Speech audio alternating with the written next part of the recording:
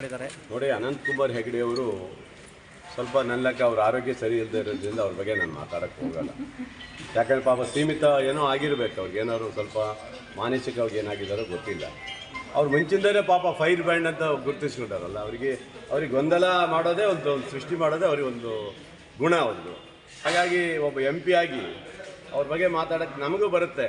ಅವನಿಗೆ ಕೆಟ್ಟದಾಗ ಬೈಯಕ್ಕೆ ಬರುತ್ತೆ, ಕೆಟ್ಟದಾಗ ಬೈಯಕ್ಕೆ ಬೇಳೂರಿಗೇನು ಹೇಳ್ಕೊಡ್ಬೇಕಾಗಲ್ಲ, ಕೆಟ್ಟದಾಗ ಬೈಯಕ್ಕೆ ನಮಗೂ ಬರುತ್ತೆ. ಬೇಡ, ಯಾಕಂದರೆ ಅವ್ರ ಬಗ್ಗೆ ನಾನು ಹೆಚ್ಚಿಗೆ ಹೇಳಕ್ಕೆ ಹೋಗೋದಿಲ್ಲ. ಒಬ್ಬ MP ಆದಂಥ ವ್ಯಕ್ತಿ ಸಾಮಾನ್ಯ ಒಬ್ಬ ಮುಖ್ಯಮಂತ್ರಿಗೆ ಏನು ಅನ್ಬೇಕು ಅನ್ನೋದು ಯೋಚನೆ ಮಾಡಬೇಕು ಅಲ್ವಾ?